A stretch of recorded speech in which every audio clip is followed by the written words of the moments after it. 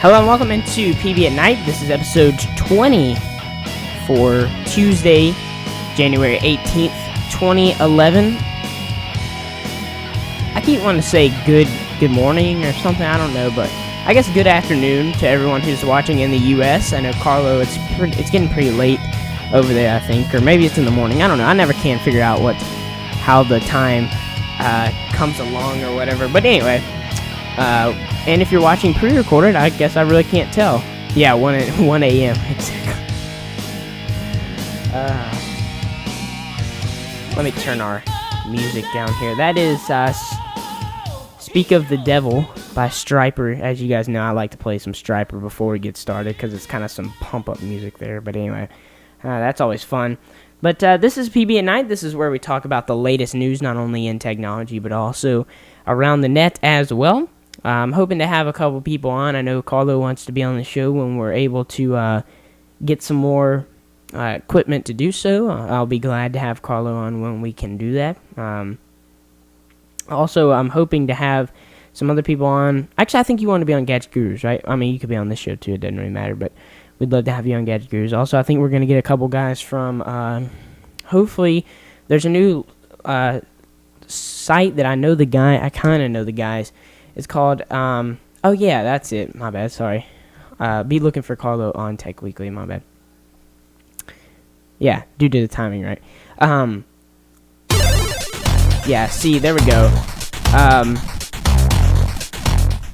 That is 8bit.me, and I'm hoping to have the guys who founded 8bit.me come on later when they launch. What it is, it's like a site that enables you to make a profile of yourself, but it's like a whole world in 8-bit, which is pretty cool. So I'm hoping to have them on when they launch. It's still going to be a little while until they launch, but hopefully we've been kind of, looking at things and stuff like that. And hopefully they're going to be able to do it. So let me reach over here and turn our audio back up after that odd music. But anyway, we got a lot of stories to talk about, and first on the news docket today, Apple sells 7 million iPads in a record-breaking quarter. Of course, this was Q4 of 2010, which included the holiday season, all the holiday gift-giving seasons, including Christmas.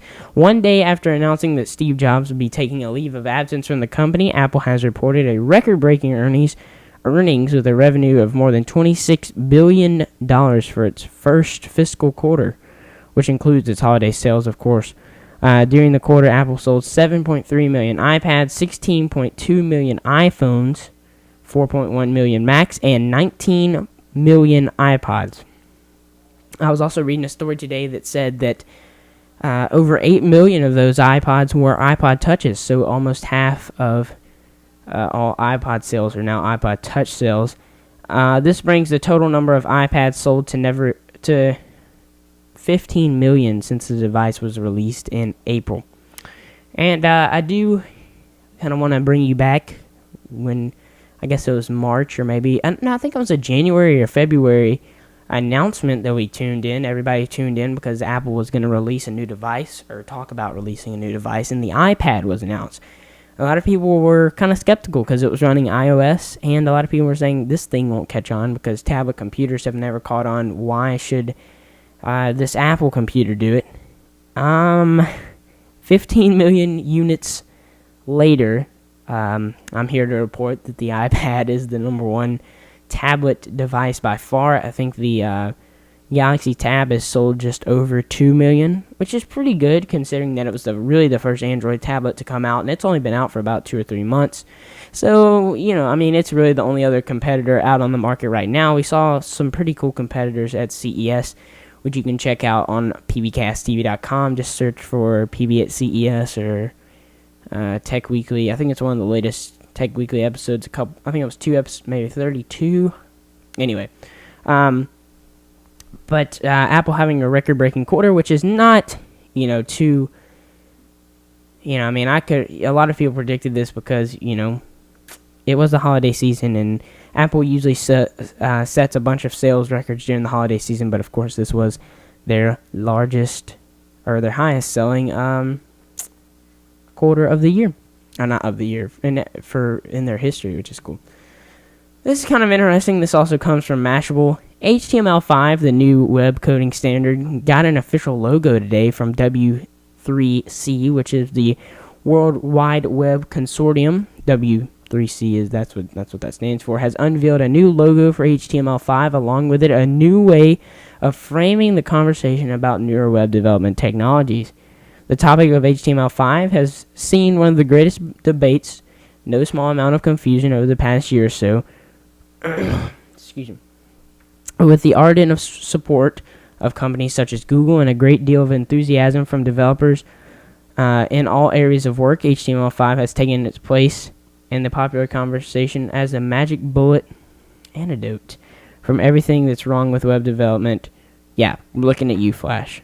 On the logo site, does the logo have its own site? Oh, yeah, it does. So if you go to w3.org/html/logo, that's where you can find the new HTML logo, and, it's a huge logo. But that's awesome, because HTML5 is the newest web standard. Yeah, it is kind of retro, you're right. Kind of reminds me of a superhero type deal. It might be the S deal, kind of looking like Superman, but it's kind of cool. I like it. Here's an explanation. The HTML5 badge comes in a keystone shape that symbolizes how HTML5 stands at the center of its current technology movement, Kneeling put out. This shape is also reminiscent of the coat of arms, a sort of badge of honor we felt captured the spirit and substance that the open web platform and community surrounding it. The logo is meant to be taken and used by all members of web development and design community. In fact, on the logo site, you can customize your own badge according to the types of technology you use, with 8 classes that range from semantics to styling. So that's awesome. It's kind of cool to see HTML5 catching on. I know that we kind of had a kind of a step back when Google decided to end support for H.264, which is not the only video standard for HTML5, but it was one of the biggest ones, and it was really one of the biggest ones that a lot of developers had been getting behind. But anyway, we talked about that a little bit on Gadget Gurus, also on the last Tech Weekly, so if you want to go check those out. This was kind of an interesting story. I didn't expect this today. So Leo Laporte was on Regis and Kelly today, which was great. I mean, I'll probably end up watching it. I won't watch the whole episode, but I'll probably watch it on, YouTube or something. I'm sure somebody will post that. But it's kind of funny on the day that Leo was going to be on there. For 28 years, Regis Philbin has been a fixture in talk show. On the talk show that bears his name on January 18th, Philbin announced that he would be retiring at the end of the summer. An exact date that is not yet known. The 79-year-old host has been in television for over 40 years. In 1983, he started his famous talk show. It was originally called The Morning Show until 1988, when it became Live with Regis and Kathy Lee. Kathy Lee left in 2000, and in 2001, Kelly Ripa took over the seat beside Regis. Though most of the famous talk show... sorry, I was reading that. Philbin has also appeared on many television shows, including Seinfeld, How I Met Your Mother. His show is known as a talk show with a fun atmosphere. Regis has had many great moments on TV. He was the appealing host for Who Wants to Be a Millionaire and helped the show rise in popularity. He has also parodied himself many times, famously played an overly aggressive version of himself on How I Met Your Mother. So anyway, this goes on to just kind of talk about his career, but Regis Philbin will be retiring from talk show. I guess it's like not talk radio. I guess it's like morning show host at the end of the summer of 2011. But he's had a great career, so, what can I say? The next story here is, I mean, I could see this coming.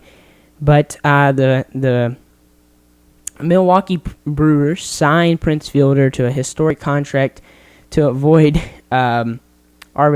A 1-year, $15.5 million deal makes him the richest arbitration eligible player. Prince Fielder responded as saying, "It's cool."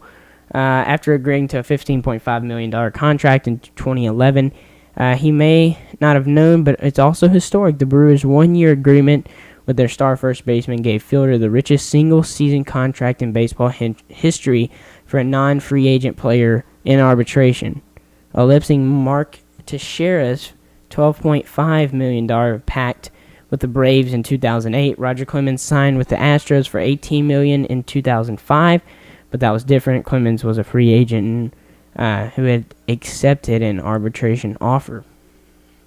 So the Milwaukee Brewers getting their big bat back in the lineup.